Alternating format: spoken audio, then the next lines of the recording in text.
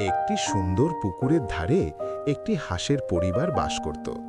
মা হাঁস তার ছোট ছোট বাচ্চাদের নিয়ে সব সময় ঘুরে বেড়াতো।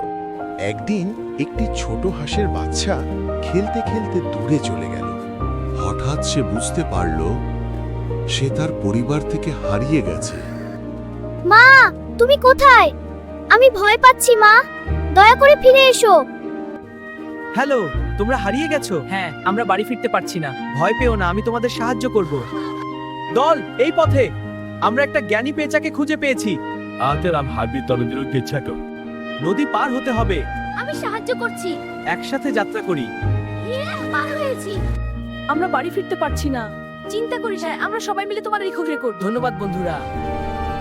সবাই মিলে ছোট হাঁসটিকে তার বাড়ির পথ খুঁজতে সাহায্য করল।